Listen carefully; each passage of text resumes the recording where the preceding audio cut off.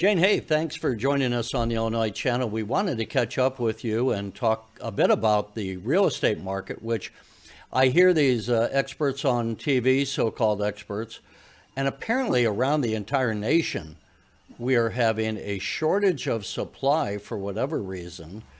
And I wanted to see you cover, Jane, you're a realtor in the central Illinois area. Yes. Just before we get into the details, just give us an idea so the viewer will know what kind of a territory do you cover and are you familiar with?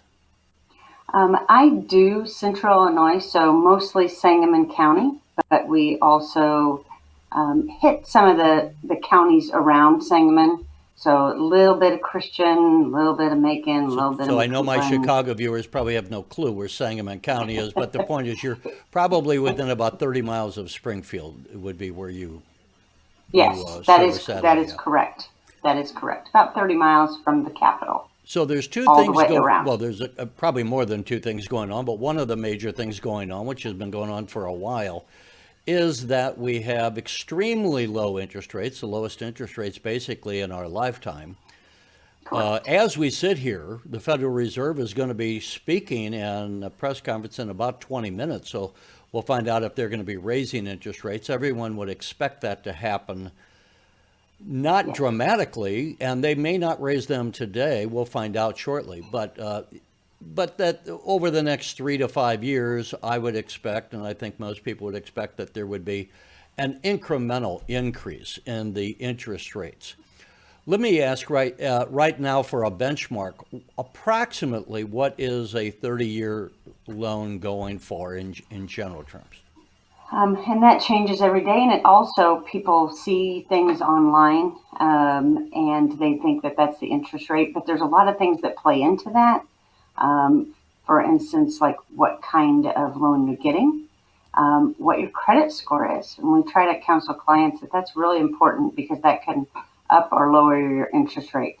I have not checked it. I apologize for 3 or 4 days, but I believe it was in the high threes. Again, that was for a particular client.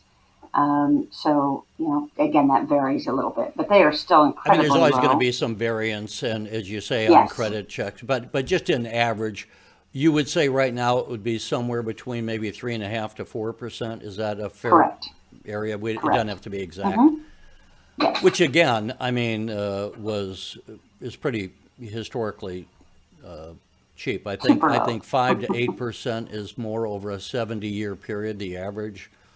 hmm We're kind of at an extreme low. We even had some, I guess, over the last 2 years that might have been at the 3% level. My son got a loan recently, and he was in the high twos. That's amazing. Yeah, And yeah. we And were I've when heard I of first one bought, person we with were a at. 2.2. I mean, back in it was 40 years ago that I first bought my first piece of property, and my mortgage was 15.5%. So there we are at the other extreme. Hopefully, we don't go back to that. Yeah, Now, so we have. I don't want to necessarily talk.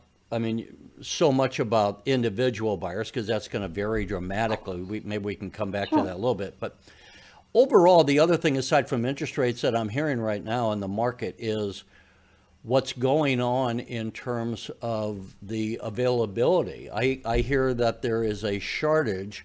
Is that true in central Illinois? And if so, why is that true? Well, I believe it's true nationwide. And obviously, certain areas are worse than others as far as inventory, but we absolutely have a shortage of homes for sale. In central Illinois, if they show well and they're priced well, they're usually going within 24 days. Our emails are just completely clogged with, I need this, I need that, especially acreage. That's at a extraordinary low inventory. People, want a little space. I don't know if that's a COVID thing or not. But I believe the reason for that is multi. First of all, when we started COVID, a lot of people did not list their houses because they weren't sure. It was, obviously a crazy time. A lot of people then didn't continue to list their houses through the year They were either working from home, and that makes it very difficult to show houses. They had kids at home that were, doing school online. Also hard, they have to be virtual, a lot of them. So, they can't do showings during the day, which makes it harder. And then as this just kind of built up, now we're kind of in a bottleneck where people don't want to put their houses on the market because they can't find anything to buy. So, we have a lot of people that are saying, well, once we find what we're looking for, then we'll put ours on the market. But, again, it is very, very short. Kind of a chicken or the egg situation. Yes. Let me bring yes. up a graphic that you shared with us, and I wanted to see what you said. And we see here at the bottom where you've highlighted inventory of homes for sale. This is for February. February. That it was down year over year by 60%. That's amazing. Yeah. Only last 200. time- I mean, even in our market, which is not obviously the size that you would have of a larger market like a Chicago, but that's over 300 homes differential from 2020 to 2021. Yeah. And that's huge. I mean, that is, and that's all in Sangamon County. So typically in February, we don't have a lot of houses on the market typically, just because it's a slower month. So in that March where normally people are listing, it would be interesting to see where that goes.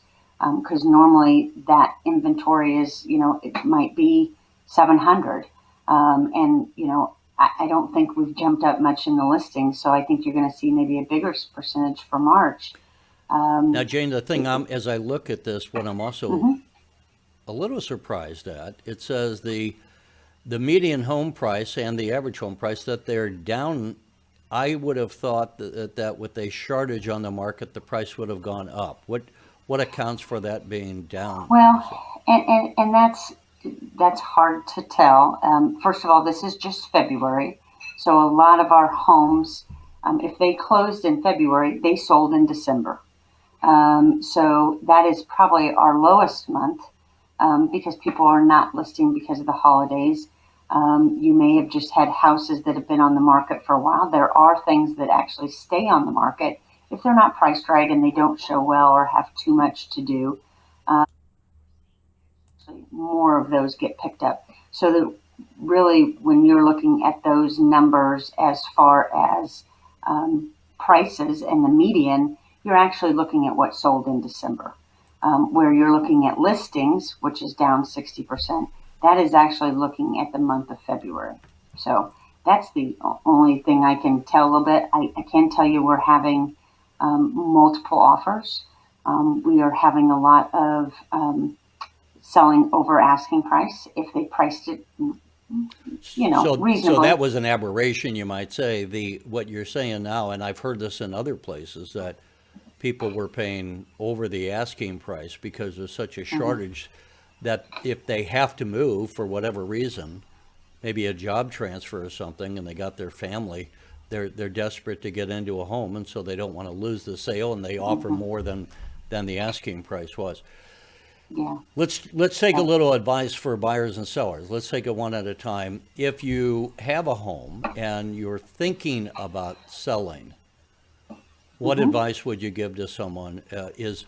First of all, am I right that the warmer weather are the big times to sell? So as we're moving into a more active market now in the spring and summer, so that if you Correct. wanted to sell, now would be the time to spruce up your home and then get it on the market as soon as you could, huh? Yes. So typically March, April, and May are our busiest months as far as buyers and sellers. Typically the buyers think they want to, not always school district driven, but they think, well, once the school is out, we'd like to move in June or July.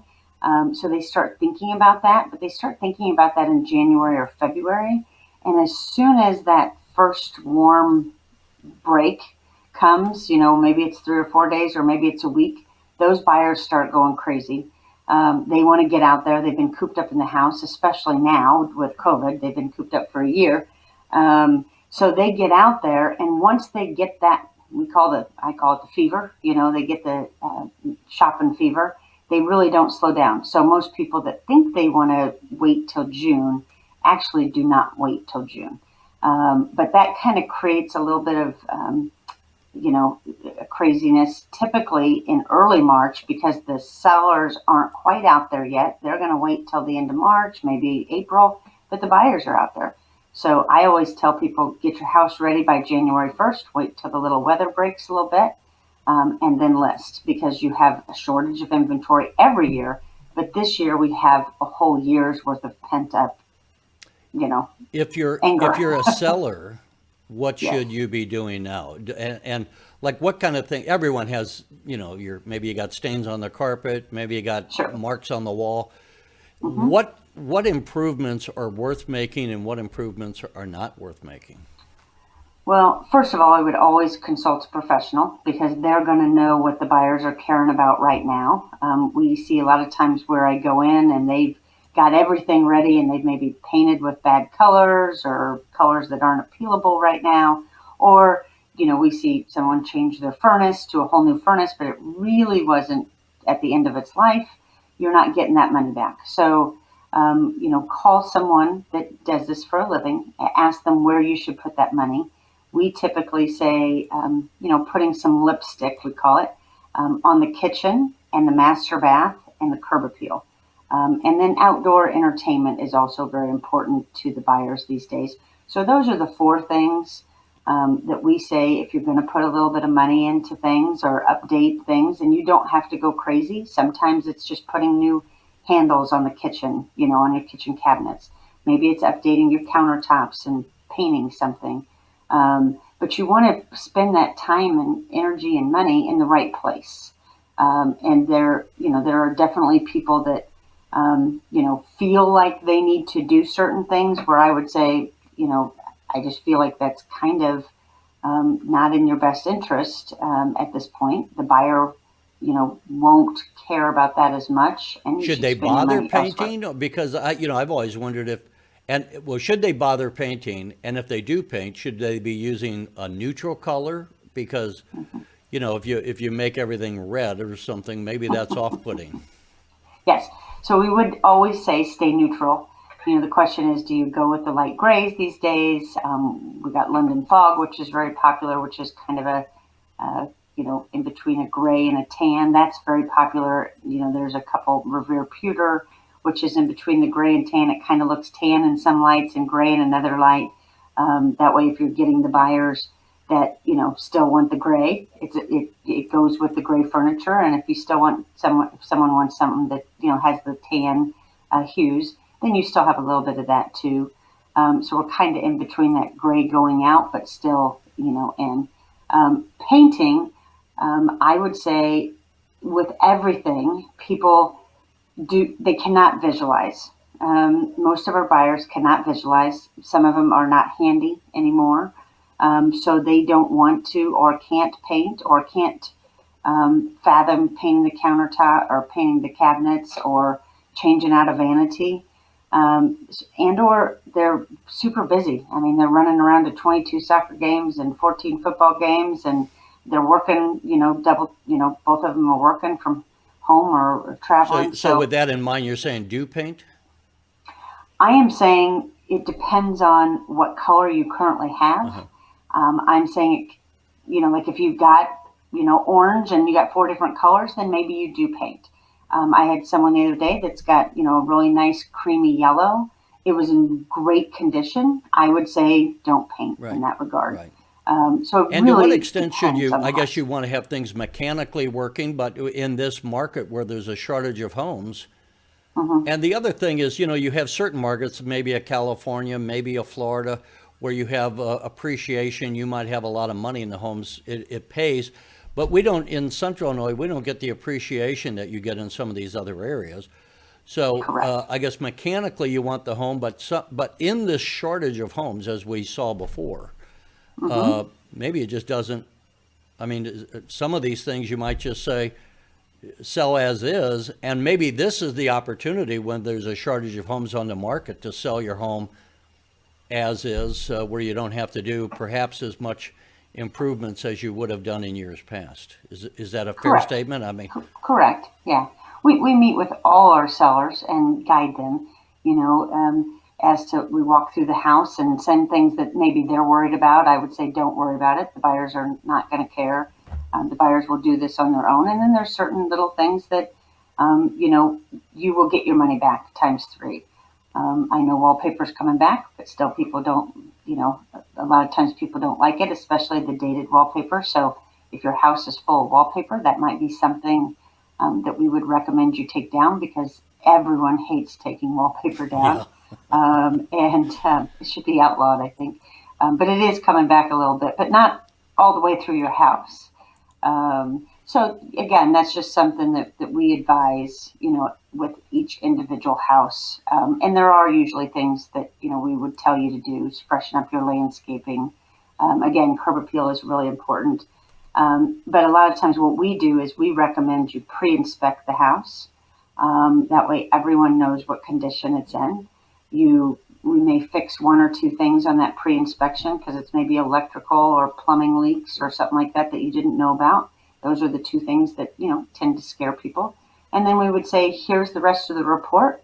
The deck might need a little maintenance and, a few other things, and your furnace may be at the end of its life. But that way the buyer knows what kind of condition it is when they walk in, and then we sell it as reported. So we pre-inspect, but then we sell it, as reported. Here's the way you're going to take it. What kind of money would a home inspection typically cost, would you say? Depends on the age and the square footage, but you're usually talking somewhere between $400 and $500. And I would say that you're going to save that $400 or $500 every time in the back end, because that puts you, the seller, in the driver's seat, and you can say, this is the way I'm selling it, versus once you get a contract and then the buyer comes in and they do their own home inspection, and then they're like, well, we want this fixed and that fixed and this fixed and that fixed, and then that becomes very, it becomes hard for the buyer and the seller, because sometimes the seller's like, well, that was been that way since I moved in, and then you get some bad feelings or nickel and Well, diming. I would stuff. imagine this is where it's better for the sellers now, because if someone's saying we want this fix and that fix, in a market where it's more of a seller's market than a buyer's market. So if they say, no, we're not going to do that next, and they might be in a position just to move on to the next buyer, and perhaps you Correct. can't afford to be as picky a buyer as you would have been in years past, or in a market where there's not a shortage of inventory, right? Yeah, that's absolutely correct. But we find, again, if you pre-inspect it, then you don't have to worry about that 2 weeks down the road. You're in the middle of a contract. You don't want to have to deal with them coming back and asking for certain repairs. You can say, I'm not doing it, but the buyer could still walk away. And as we see, real estate is an emotional business as well. Mm-hmm. Sometimes people get their feelings hurt, and, the principle matters. And so, sometimes they do walk away. But it is with it being a seller's market, they are likely to take it, a little less complete than normal. But I would also say pre-inspecting also gives you more buying power, because when you can go and buy that next house and say, well, we've sold our house and it is maybe contingent on it closing, but all the inspections are done. So we're not haggling over that, and there's not a chance that we'll lose that. Jane, what do you say to, I would imagine a lot of people are downsizing. That's always been the typical, that you raise your kids and then you got a house you want to sell, and you don't need as much house as you have. On one hand, I guess the concern for the sellers is, now that there's a shortage, where do I move to? Now, maybe they're moving out of state or whatever, but what would you say to those people who might have a lot of equity? Maybe their home is paid off, but they don't have a lot of cash to fix the things. Is there a solution for them to maybe put in a new air conditioning, maybe put on a new roof, or whatever it is that they need to do to get their house sold? Well, in that regard, you could also always do a home equity loan. and get those things done you need to do. Again, if you're getting ready to sell in this market, we're not recommending you do a ton. We're recommending you do things that the buyers are just going to have strong objections to, or that's going to scare them, So, like I said, mechanically, we wouldn't normally tell them to do many things. The roof is something that, a lot of times it's appearance as well. And so they pull up and they're like, oh, I'm going to need a new roof in the next year. But typically, unless you need something in the next year, we're not going to recommend you do those type of things. Just cosmetic. The wow is what sells, not a sexy new furnace, and not a nice, pretty roof. Not that you don't need to have that stuff, but the wow, the new countertops, the white cabinets, the updated light fixtures. So sometimes it's a very, inexpensive way. So you might to do spend that. 2 grand on light fixtures and other, maybe a little bit of landscaping, flowers and stuff like that, Mhm. and be able to add a lot of wow for not a whole lot of Mhm. money. Correct. Correct.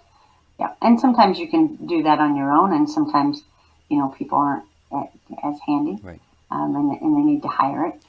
Contractors have been challenging this year because everyone's busy. Everyone's doing things Well, and to I their think there's a house. shortage these days too, aren't there? I remember when we Correct. had the hurricane down south a while back. I think it was in New Orleans. So many people were going down there that a lot of construction companies were having a hard time even hiring carpenters to build homes and stuff. So Yeah, that's very it's just correct. not a field where a lot of people have been going into over the years. And as the Correct. baby boomers retire, that creates a labor shortage in certain skill sets. So that's also kind of an issue. So before we close, if you want to sell, how much lead time would you typically say you're going to need? And then if you're buying, how much lead time do you need? Does it take a month to close? Does it take 6 weeks to close? What kind of a time are we on that side? So typically a closing from the date you find and make a contract on a property is about 45 days. You can extend that out a little bit to 60 days. We're finding in this market that, like recently we had a house, they didn't want to sell until the end of the school year. They didn't want to close until the end of the school year, but we listed in February because we knew the market was hot. We got 26 showings in about 30 hours. We had 5 offers. Wow. It went about $6,000 over asking price, and we controlled the terms. So we said, do it over asking price, make it not contingent on you closing, but we also don't want to close till the end of May. And it's going to vary. And I'm sorry, go ahead. it's okay, and we just held out for that. So, again, those are the type of things that it's not just necessarily about the number. It may be about other terms, keeping it as clean and the terms that the seller wants. We as we are closing out, there's always it varies. I was going to say a lot by market, whether it's St. Louis, Indianapolis, Chicago, or Springfield. Mhm. In this market, in the Central Illinois market, are high end. What's selling the most? What price range is the most desirable? I would say the biggest shortage in our range is somewhere between that 150 and 300. Everything is short, but that's what we're seeing go very, very quick, and maybe even a little bit over 300. And again, I mean, usually we have a ton of houses. We reside in Chatham, which is just outside of Springfield, and normally we have a ton of houses on the market right now, and you could pull up the inventory today and you probably have 5. So I always tell people I can start like a shopping cart for you so you can see everything that comes on the market, and you can choose a pretty big area and you're not going to get inundated with listings. So it's short everywhere. But usually that price range is probably the hottest right now. I was going to have that be the last question. Let me ask one more because it's in this COVID era. I imagine that, like in everything, that really put the kibosh on a lot of real estate sales that would have been happening. Should people expect people to come into their house as they typically had done over the years to view it, or are you looking now more online at homes. How do you show homes these days in the COVID era? Yeah, we do it a little bit, a variety of different ways. I mean, obviously, we never did virtual tours before. We are doing some of those. We have, because also the market is so hot and things are going so fast, we occasionally get offers that say, you know, my realtor went through and did a video and they've never seen the house. So we are seeing more of that because they don't have time to get in town, first of all. But you do see some people that are obviously a little more concerned, you know, about going into the house or having other people in your house. You know, we have wipes we ask that small kids don't come with, so they're not touching everything. You know, we ask that you maybe wear booties. So there are, you know, quite a few precautions. It depends on the agent and the seller. But it, you know, it definitely has changed things. And as with anything out there, you know, COVID has adapted how we work. I would guess what you could do is go to the real estate, meet with someone as yourself, look at a variety of homes online, because you're going to be able to just eliminate some houses that you Sure. don't want online, and then the ones that you're really keen on, you're going to go look at 3 or 4 Correct. homes in person. And that's probably just a much more efficient use of time, both for the buyers, the sellers, and the agent, so that Correct. they don't drive all over looking at 14 homes when they could narrow it down to 4. Yeah. Right? Yeah, that still happens a little bit. Well, Jane, hey, thanks so much for joining us. Good Thank to you, see sir. you, and we appreciate your time. Okay, thanks, Terry. Thanks for watching, and if you haven't already, please consider subscribing to our channel. And while you're at it, please leave us a comment. Thank you for watching.